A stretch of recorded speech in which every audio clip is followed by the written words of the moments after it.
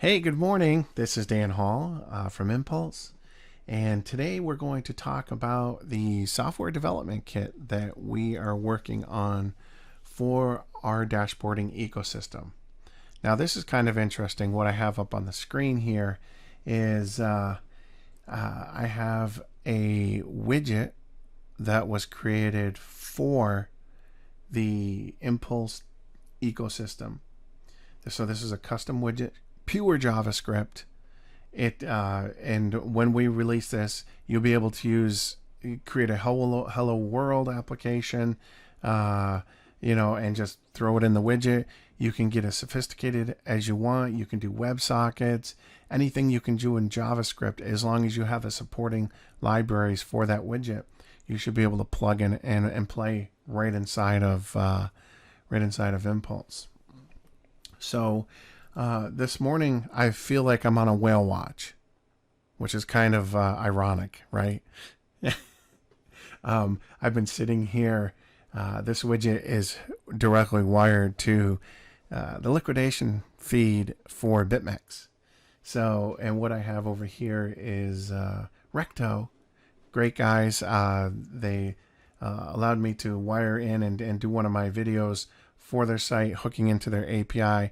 Thank you to the fine team at rek.to. And so I'm whale watching this morning because nothing's happening on the liquidations. So I've been sitting here and just, okay, when's the liquidation going to happen? And I'm sure that's how you traders feel out there. It's like, when's it going to happen? When's it going to happen? So anyway, I digress. And I have rek.to up because I just wanted you to see if stuff's coming through rek.to here. And I'm not connected to rek.to at all. It is pulling truly from the BitMex Liquidation WebSocket, the real-time MD WebSocket. So we're keeping an eye on that. And over here, I went and added a native Impulze chart. Now, what we did is we requested access to TradingView's charting library. So you're not directly, we're not directly connecting to any TradingView accounts. You don't need a TradingView account to use our software. We created our own connectors to the exchanges and fed that data directly to the TradingView charts. So it's kind of, and we can do that with just about any exchange. We supported a few that I will post after this video and what exchanges we're supporting. So while we're waiting for some liquidations to come through here, let's go and take a look at a few features. I think before I showed you guys, but I want to show you again, any of the charts, all the data on these charts or these dashboards are saved locally. Now we support Windows, Mac, and Linux. This is not software that runs out on the web. So it's something local to your machine. You install it on your machine. So all the data, we believe that the data is yours. You know, it shouldn't be collected by a third party. Now, the only thing that we collect is if during the beta period, we'll collect some analytics about the usage. But after that, you can opt to turn that on after the fact. And we check licensing as well. So, you know, full transparency on that. But let me add some indicators here. And I am not a trader at all. And so I do like drawing though. So let's go in and just say, we'll add a little hello here and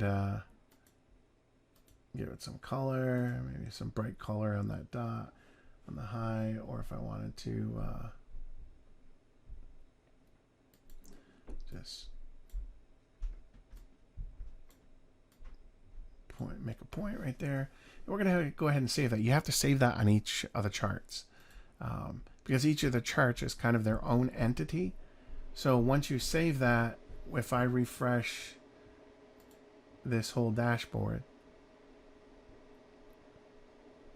that will come in, and that data, that study is saved locally to your machine. It's not saved anywhere else. The only stuff that is saved out is like to TradingView. If you take advantage of their, grabbing the snapshots, it will go out, and let me copy that, and you'll see that I was able to do a snapshot here. Look at that. Isn't that cool? And there's no limit, and you can actually copy this study over to another chart instantly. So we don't have nothing coming through yet. Let's minimize this, or let's collapse this. And I guess we'll be in a holding pattern, and I'll keep watching for the whales, and hopefully we'll see some fins pretty soon.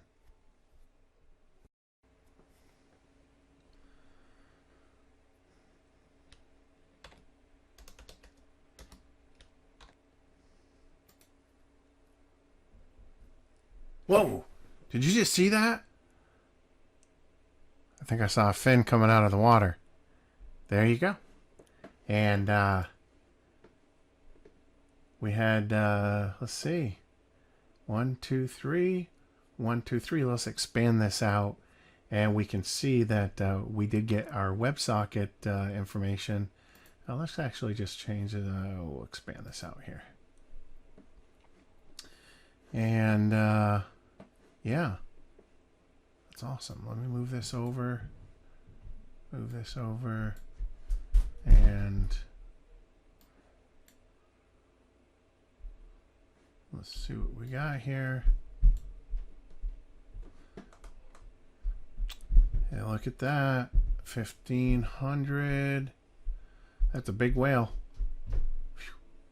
Anyway, so you'll see that, again, I believe that rek.to rounds some of their data. So they pull it through their API correctly, but they round it so it's easier to read on the screen here. So that's WebSockets. This is our custom widget for Impulse, and we took a look at the WebSocket that was wired directly to BitMex Liquidations. Hope you guys are having a great day. Take care.